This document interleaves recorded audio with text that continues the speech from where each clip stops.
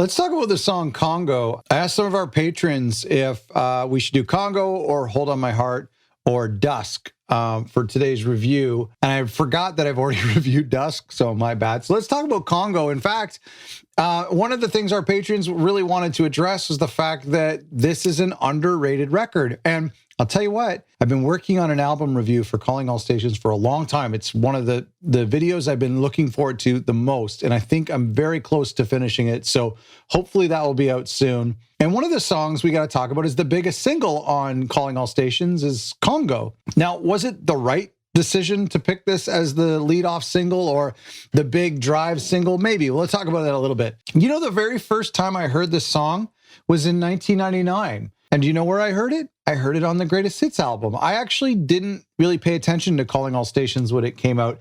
I was kind of confused. I didn't really know what was happening. I didn't know if it was Peter or Phil. I was a kid, and of course you don't have, like, the internet wasn't what it was, so it's not like there was all this discussion, rumors about this new singer. You would have had to read it about it in a magazine or see it on MTV, right? So I wasn't too familiar with the album, although I think I maybe had, at some point around that time, I think I maybe got a copy of it from a used CD store. But anyway, the first time I heard Congo was on the Turn It On Again 1999 Greatest Hits album. I really like the song. I actually listened to it a lot because I listened to that Greatest Hits album a lot. I have a playlist I listen to a lot, and it's on that playlist. I really like this song. There's some huge problems with it, which we'll discuss. I was kind of wondering, I was listening to the whole album through this morning, and I was wondering if there is this theme of Calling All Stations, this alienated guy in the middle of these ripples in all of this, like, black space.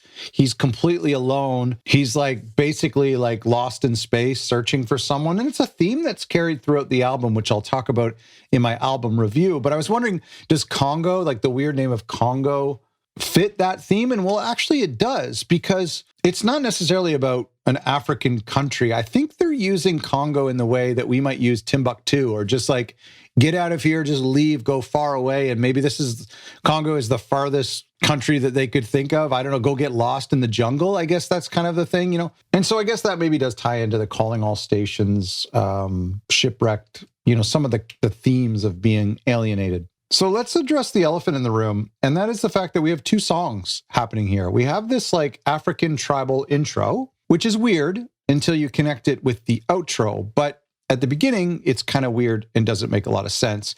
And then the song starts, and we have some gritty electric guitars and some more aggressive, ominous-sounding music. I think without that intro, and I'm going to kind of talk about both songs and both melodies, and Tony's actually talked about the fact that he wrote two songs. There's the ending and the melody you hear there, and then the bulk of the song, and they were two ideas, and they pushed them together. It's okay. I mean, that's kind of very common for Genesis music, but the problem is I actually think there's two great songs there. I think if we're coming out of Calling All Stations, assuming the song Calling All Stations ends normally and not just another weird fade out, but if it ends and then it goes into the big part of Congo, I feel like that's a great 1-2 transition. But because we have this weird fade out and then we have this African tribal sound, there's just way too many ideas going on. I want to give a shout out to the bridge. I think this is one of their best bridges. And unlike some other Genesis songs where I think the bridge is like the worst part of the song, like on Jesus He Knows Me, this is, I actually think, better than the rest of the song.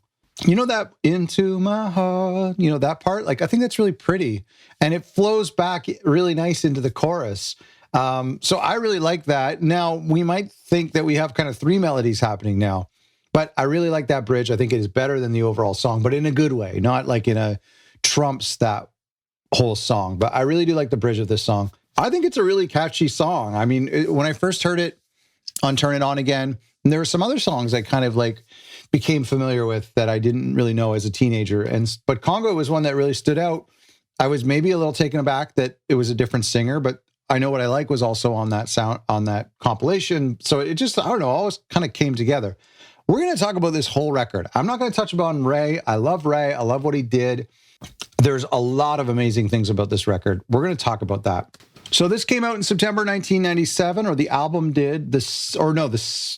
Yes, the album did and the single did, right? This was the first song. It didn't do very well for them. It was probably a real shocker coming off of how well We Can't Dance did. So what do we have here? U.S. mainstream rock tracks is 25. So we're going to talk when we do the album review about what are some other singles that they maybe should have let off with, and should they have pursued a pop route, or should they have pursued a more middle of the road sound, adult contemporary like they were with We Can't Dance, or should they have gone rock, or should they have gone kind of acoustic rock like Not About Us? I don't know if this was a bad decision. I mean, I do think it's catchy. The title is weird, but there's been weirder titles that have become hit songs, so hard to criticize that. Went to number 25 on the Billboard mainstream rock tracks. UK singles, it went to number 29. Not bad, but it's not top 10, not top 5, not a number 1 by any stretch. So let's talk about the two songs, and then I also want to talk about the fade out. So there are fade out on two versions of this song. There is the radio edit of this song, and then there's the radio edit that was included on the original 1999 Turn It On Again Greatest Hits album. And so the radio edit of this song fades out the "Take Me to the Congo," that chorus being repeated over and over is fading out. And that's okay. That version is okay. The album version, and I think it was pretty recently that I kind of understood that there was two versions, because I had the Turn It On Again version in my car and on CD. I've been listening to nonstop. I also have it on cassette. I listen to occasionally, and then digital on a couple streaming platforms. So I didn't really realize, it wasn't until I bought the vinyl that there were these two versions.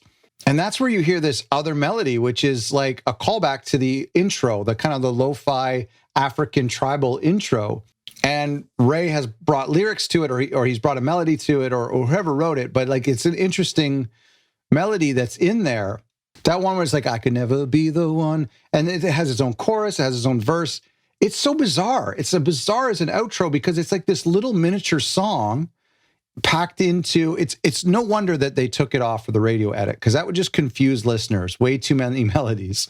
So there's two things I think they should have done with this song for Calling All Stations. I think they should have either chopped off the intro and the outro, kind of like what they did on the radio edit, and used that song as another song, because it sounds really good. Or I think they should have made this like a big epic song, Genesis style, where they started at this 4-minute mark, the second song, and played that and teased that out more, because there's a really great melody buried in there, but unfortunately it just starts to fade out. And we'll talk in the album review about the fade outs, but what's weird about the fade outs in Calling All Stations is normally a Genesis fade out or a fade out from the 80s and 90s would not include lyrics, right? It would be like the band rocking out and it fades out. Sometimes you hear like "ooh, ah," or whatever, or even just like "No Son of Mine" repeating over and over, and then that fades out. But very rarely do you hear a singer singing lyrics of a verse or lyrics of a chorus that you haven't even heard before as the music fades out. So that's what I think is kind of weird in like the fade out in Calling All Stations and the fade out in Congo. So I think it would have been cool if like either they had split those up into two different songs, Congo and then whatever this other song was, or they had made this more of like a cinema show or Supper's Ready type of epic, where you have the first half of Congo and then you have this other little piece, like kind of like Domino, and then maybe you come back to something else in Congo, or use just a third movement that plays out this instrumental. So I think you could have done a completely classic Genesis epic out of these two songs, maybe a callback to the bridge, or maybe something all together and did a big epic piece. I don't know why they didn't do that. There's long songs on Calling All Stations. I think they could have moved in that direction, but obviously keeping it a single, that would have been difficult to do. So you still could have done the radio edit where you fade it on the chorus and then have like a longer 8 to 10 minute version on the album. I don't know. That's just my feeling.